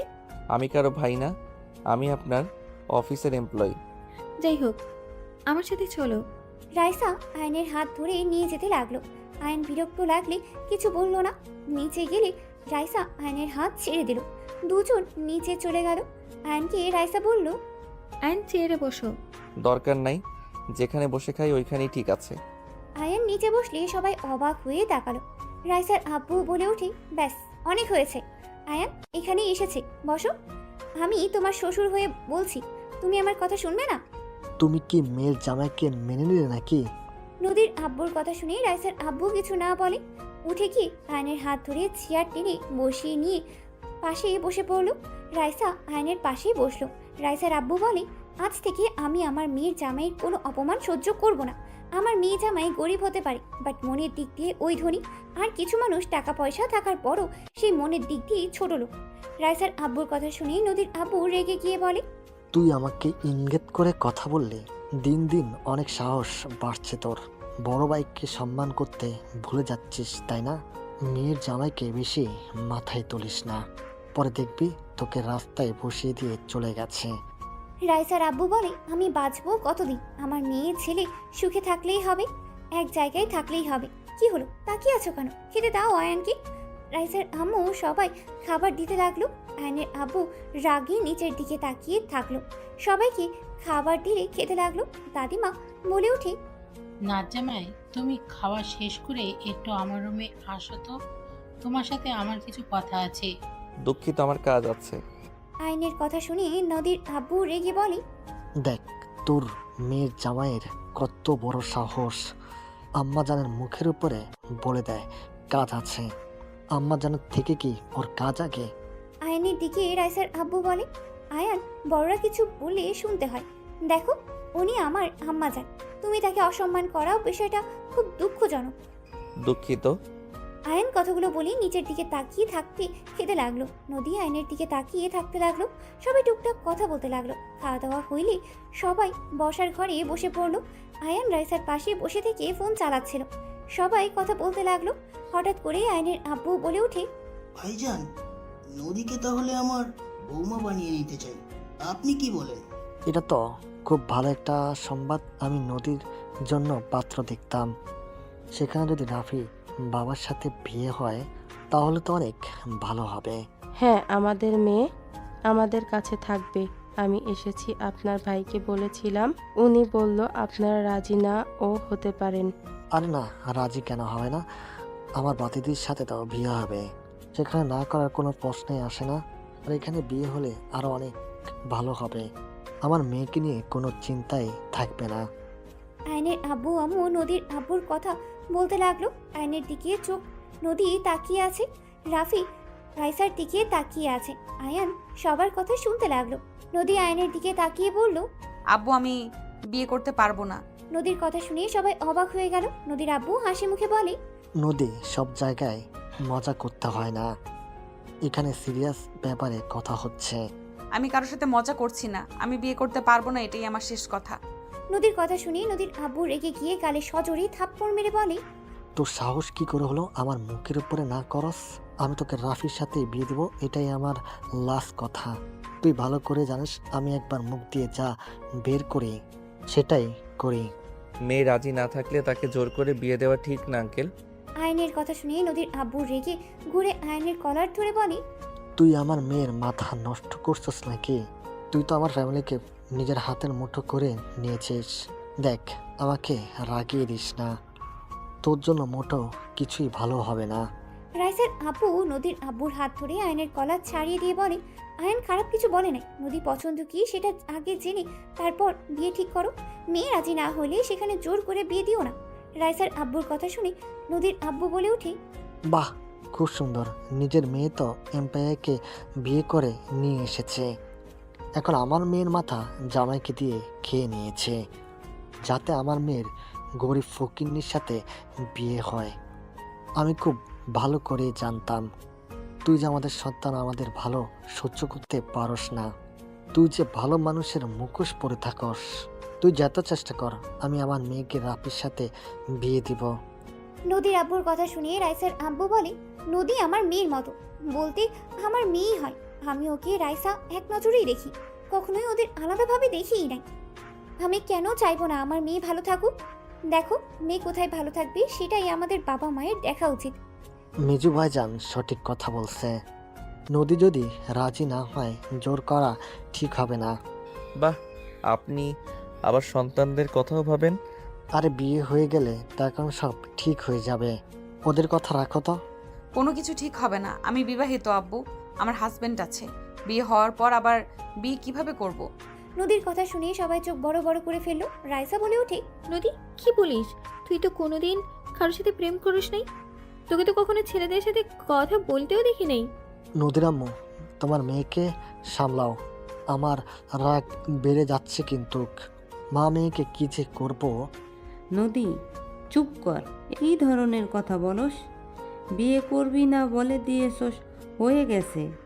আবার মিথ্যা কথা বলতে হবে কেন? বিয়ে করেছস। আমি মিথ্যা বলছি না, আমি আসলেই বিবাহিত। তোমার জামাইকে আর কোনোদিন তো ফোন দেওয়া দেখলাম না। তুমি তো দেশে 1 বছর ধরে এসেছো, কই কখনো তো কল দেওয়া দেখলাম না। তোমার ফোনও তো আমার কাছে 2 দিন হলো ছিল। কোনো ছেলের ফ্রেন্ড বা কোনো ছেলে তো কল পেলাম না। আপু মজা করো না তো। আসলে তোর দোষ না, সব দোষ তোর মায়ের। নদীর আব্বু কথাগুলো বলি নদীর আম্মুকে থাপ্পড় মারতে যাবে, সাথে সাথেই দাদিমা হাত ধরে গালে সজোরে থাপ্পড় মেরে দিয়ে বলল, ব্যাস, অনেক হয়েছে। আর না, কি শুরু করেছো? বাপ ছেলের এক অবস্থা, কোনো কিছু হইলেই স্ত্রীর গায়ে হাত তুলবে। এইসব কি ধরনের অশুভ? হ্যাঁ, কথা মুখ দিয়ে বলো, কথায় কথায় হাত তোলার অভ্যাস কমাও। আম্মাজান, আপনি জানেন না এই মা মেয়ে আমার চোখের আড়ালে কত কি করে রাখছে। কে জানে, আজ যে মেয়ে মুখের উপরে তো দূর, চোখের উপরে চোখ রেখে কথা বলতে পারতো না, সে মেয়ে আমার মুখের উপরে সোজা বলে দিচ্ছে এ বিবাহিত, বিয়ে করতে পারবে না। মেয়ে বড় হয়েছে, বিয়ে যদি করে থাকে সব দোষ তোর। তোর ব্যবহারে যা দেখতে পাচ্ছি, এখানে তোকে না জানিয়ে বিয়ে করবে, এটাই স্বাভাবিক। বড় ভাইজান শান্ত হন, এত রেগে গেলে হবে। নদী আম্মু, তুমি কি সত্যি বিয়ে করছো? জি। তোমার হাজবেন্ড কোথায়? মারা গেছে। আমার জামাই একটা কাপুরুষ, নিজের স্ত্রীকে সবার সামনে পরিচয় দেওয়ার সাহস পায় না। নদীর কথা শুনে আয়ান ভ্যাবাচাকা খেয়ে গেল। আয়ান নদীর পাশে দাঁড়িয়ে বলে, সবাই একটু চুপ করলে আমি কিছু কথা বলতে চাই। তুই আবার কি বলবি? অনেক কথা বলা আছে, আমি এখন যা বলবো কেউ রিয়্যাক্ট করতে পারবেন না, সব কথা শুনবেন। যখন বলবো আপনারা এখন রিয়্যাক্ট করতে পারেন, তাছাড়া যদি করেন এখানে যা আসে সব কিছু ভাঙচুর হবে। তুই হুমকি দেস নাকি? আয়ানের কলার ধরলে আয়ান হাত সরিয়ে দিয়ে বলল, কুল। প্রথমে তো মেজো চাচ্ছ আপনাকে, এখন যা বলবো আপনি অনেক কষ্ট পাবেন, আমাকে আপনি ক্ষমা করে দিয়েন। আমি আপনার কথা বলা শুরু করছি। রাইসা ম্যামের সাথে আমার কোনো সম্পর্ক নাই, ওনার সাথে আমার কোনো বিয়ে হয় নাই। আয়ানের কথা শুনে সবার চোখ বড় বড় করে ফেললো। রাইসার আব্বু বলে ওঠে, কি বলছো এসব আয়ান? তুমি বিয়ে না করলে তাহলে এসব মিথ্যা নাটক করার মানে কি? তুমি আমার মেয়ের সাথে এক রুমে থেকেছো, সবাই জানে তুমি আমার মেয়ের জামাই, এখন এসব কি বলছো? মজা করো না আয়ান। আঙ্কেল প্লিজ দয়া করে ভেঙে পড়বেন না, আমি আপনাকে সব কিছু খুলে বলছি। আপনারা ওনাকে অন্য জায়গায় বিয়ে দিতে চাইছেন, উনি অন্য কাউকে ভালোবাসে, তার ফ্যামিলিকে জানাতে পারে নাই দেখে এখানে আসতে পারে নাই। পরে ওনারা উপায় না পেয়ে আমাকে হায়ার করে। আমি আপনাদের ঠকাতে চাই নাই, বাট পরে দেখলাম উনি যাকে ভালোবাসে আমি তাকে খুব ভালো করে চিনি, আমারও পরীক্ষা করার ছিল আসলে আপনার মেয়ে ওই বাড়ির বউ হওয়ার যোগ্য নাকি। কি ফাজিল, তুমি আমাকে পরীক্ষা করছো? সরি, কিছু করার নাই। আপনি যার সাথে সংসার করবেন সেই আমার প্রিয়, তার স্ত্রী খারাপ নাকি ভালো সেইটা তো আমার জানার দরকার ছিল। আপনি অনেক ভালো, আপনি একদম অনেস্ট, যাকে ভালোবাসেন তাকে শুধু ভালোবাসেন, এটা অনেক ভালো লেগেছে। কাকে ভালোবাসে রাইসা? আর সেই ছেলেটা বা কে? ওইটা পরে বলি আন্টি। আর আরেকটা কথা বলার আছে, যেটা শুনলে বড় চাচ্চুর মাথা নষ্ট হয়ে যাবে, এমন কি খুন করতে চাইতে পারে। মানে কি? যা বলবি তাড়াতাড়ি বল। আলহামদুলিল্লাহ, ভাগ্য ভালো আমার ভাতিজিকে বিয়ে করস নাই। আপনার ভাতিজিকে বিয়ে না করলেও আমি তো আপনার মেয়েকে বিয়ে ঠিক করেছি। আয়নের কথা শুনেই সবাই থমকে গেল, চোখ বড় বড় করেই তাকালো। নদীর আব্বু রেগে এই কথা চেপে ধরে বলে, খবরদার আমার মেয়েকে নিয়ে বাজে কথা মুখে নিয়ে আসিস না। কুল চাচ্চু, এত রেগে যাওয়া ভালো না। এটাই সত্যি, আমি আপনার মেয়ের হাজবেন্ড, আর আমাদের বিয়েটা আমাদের ইচ্ছাকৃতভাবে হয় নাই। তুই খবরদার আমাকে কিছুই বলবি না। তোর মেয়ের জামাই এখন আর নাই, আর মেয়ের জামাই আমি বুঝে নেব। চাচ্চু আমাকে মেয়ের জামাই হিসেবে মেনে নিলেন তাহলে? অসম্ভব। কথাগুলো বলে আয়নের মুখে আরেকটা ঘুষি মারতে যাবে, সাথে সাথে আয়নের আব্বু হাত ধরে ফেলে। নদীর আব্বুকে সরিয়ে দিয়ে আয়নের গালে থাপ্পড় মেরে বলল, তুই তো এত জ্ঞানী, এত মহান, ভালো মানুষ, এত মানুষকে বুঝোস, তুই এখন বল তুই কি কাজটাই ঠিক করছস? তুই কাউকে কিছু না জানিয়ে বিয়ে কিভাবে করলি? আমার কথার উত্তর দে। আমি ভালোবেসে বিয়ে করি নাই যে আমি কাউকে বলবো বিয়েটা দুর্ঘটনায়ভাবে হয়েছে। আমাকে পুরো কথা বলার সুযোগ তো দিবেন। ওকে বলতে দেন দয়া করে। আয়নকে ছেড়ে দিলে আয়ন ঠোঁট মুছতে মুছতে সবকিছু খুলে বলতে লাগলো। বলা শেষ হইলে আয়ন বলে ওঠে, এভাবে আমাদের বিয়ে হয়েছে, এখন আপনারা বলেন কিভাবে কাকে জানাবো। আর আমরা দুইজন এক রাত হোটেলে থেকেছি, তারপর একে অপর আলাদা রাস্তা। এতদিন আমাদের মাঝে কোনো যোগাযোগ ছিল না। এখানে আসার পর আমি রিয়ালাইজ করি আমার বউকে আমার ভালোবাসা উচিত, তাকে আমার ঘরে তুলে নেওয়া উচিত। বিয়ে যেভাবে হোক না কেন, সেই তো আমার স্ত্রী। এই জন্য তো মাঝে মাঝে নদী আপুকে তোমার সাথে দেখতাম। আমি ভেবেছিলাম দুলাভাই, তাই হয়তো গল্প করতে যাই। তার মানে গতকাল আমার সাথে শুয়ে থাকার কারণ দেখতে এসেছিলি? আমরা আসলে কি করছি, আয়ন আমাকে টাচ করে কিনা এইসব দেখার জন্য শুয়েছিলি? আয়ান আমাকে বলেছিল আমার সাথে বাসর করবে, তাই আমি নিজেকে সামলাতে পারি নাই। আমার রাগ হচ্ছিল আর অনেক কষ্ট হচ্ছিল। নিজের স্বামীকে অন্য মেয়ের সাথে কোন নারী বা দেখতে পারবে, তাই আমাকে এইসব বলছিল জন্য আমি তোদের এক হতে দিব না দেখে গেছিলাম। রাইসা ফিক করে হেসে দিয়ে বলে, পাঁচিল ছেলে, আমার বোনে কিভাবে জেলাসি করাইছো কেন? কি করব, একটু দেখা লাগতো আসলে ভালোবাসে নাকি না। জাস্ট স্টার্ট আপ, সবাই চুপ করবে। যাতে যাই হয়ে যাক, আমি তোর হাতে আমার মেয়েকে দিব না। ভালো হয়েছে তোর সাথে আমার মেয়ে থাকে নাই। আমি খুব তাড়াতাড়ি তোর সাথে ডিভোর্স দিব। রাফি বাবা, তুমি তো শুনলে ওদের মধ্যে কোনো সম্পর্ক নাই, বিয়ে শুধু হয়েছে। দুঃখিত চাচু, ওদের মাঝে সম্পর্ক থাক বা না থাক, আমি নদীকে বিয়ে করতে পারবো না। শুধু নদী কেন, কোনো মেয়েকে বিয়ে করতে পারবো না। কেন, তুই আবার ছোট ভাইয়ের মতো বিয়ে করে রাখছস নাকি? আম্মু, রাইসা আপু তোমার বড় বৌমা, আর নদী তোমার ছোট বৌমা, আর আশিক তোমার মেয়ের জামাই। আতিয়া আশিক রিলেশনে আছে, আর ভাইয়া আর রাইসা আপু রিলেশনে আছে। রাফি ভাইয়া আব্বুর ভয়ে কিছু বলতে পারে নাই। আমি বলে দিলাম, এখন তোমরা মেনে নিবে নাকি না। যদি নাও ভালো, না নিলে কিছু করার নাই। জ্ঞানী, তোমার একমাত্র মেয়ে ছেলেটা সব থেকে ভালো, আর দুইটা সেম। বুঝতে পারলাম না তোমরা যাদের ভালোবেসেছো সেইগুলো এমন কেন হয়েছে। আয়নের কথা শুনে রাইসার আব্বু বলে, আয়ান এসব কি বলছো?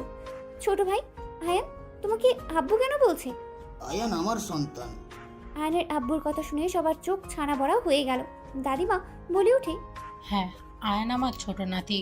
বড় খোকা, তুই আয়ানকে যেভাবে অপমান করছস, যে ব্যবহারগুলো করছস, শুধুমাত্র আয়ানের জন্য আমি চুপ ছিলাম। আয়ান যা আছে তোর এক ভাগও তাই নেই। আয়ান চাইলে তোর কোম্পানিকে কিনে ফেলে দিলেও ওর ইনকাম কমবে না। আয়ান যদি ছোটর ছেলে হয়, তাহলে ও এমপ্লয় কিভাবে হয়? আয়ান আমার উপর রাগ করে পালিয়ে দেশে আসে। ওই আমাকে ঘৃণ্য করে। আমি আমার সন্তানকে দূর থেকে খোঁজ খবর নিতাম, বাট দিনাজপুরে গিয়ে এইসব হয়েছে, এইসব আমি জানতাম না। যাই হোক, অত কথা বলে লাভ নাই। নদী যেহেতু আমার বৌমা হয়ে গেছে, আমার সন্তান খুশি তো আমরাও খুশি। আর রাইসাকে যেহেতু রাফি ভালোবাসে, সেখানে আমার আর কোনো সমস্যাই নাই। যার যার মতো তাদের পার্টনার খুঁজে নিয়েছে, এখানে আর কিছু বলার নাই। বাট আশিক, তোমাদের বিয়ে দিলেও আমার মেয়েকে এই বাড়িতে পাঠাবো না। চাচু, আমি কি করেছি? কেন পাঠাবেন না? তোমরা দুইজন আরো একটু বড় হও, পড়াশোনা শেষ করো, তারপর। আচ্ছা বড় ভাইজান, আপনার কি কোনো আপত্তি আছে? না আয়ান, ক্ষমা করে দিও। আমাকে তো একবার বলতে পারতে যে তুমি আমাদের ভাতিজা। আসল ব্যবহার তো সবার দেখলাম। যাই হোক নদী, তুমি যদি ভেবে থাকো আমি ওনার ছেলে দেখে লন্ডন গিয়ে থাকতো, তাহলে ভুল। আমি ওই বস্তিতে থাকবো। আমার সাথে যদি বস্তিতে থাকতে পারো, তাহলে আমার হাতটা শক্ত করে ধরবে, ছাড়তে পারবে না। আর যদি না ধরো, তাহলে সারা জীবনের মতো চলে যাবে। নদী আয়নের হাত শক্ত করে ধরে বলে, স্বামী যেখানে আমিও সেখানে, কিন্তু পরনারীদের থেকে দূরে থাকতে হবে। যদি কোনো নারীর সাথে দেখি তাহলে কিন্তু। বুঝছি, খুন করবে নাকি? ও থুকু, আমি তো মারা গেছে, আমাকে আবার খুন করবে কিভাবে?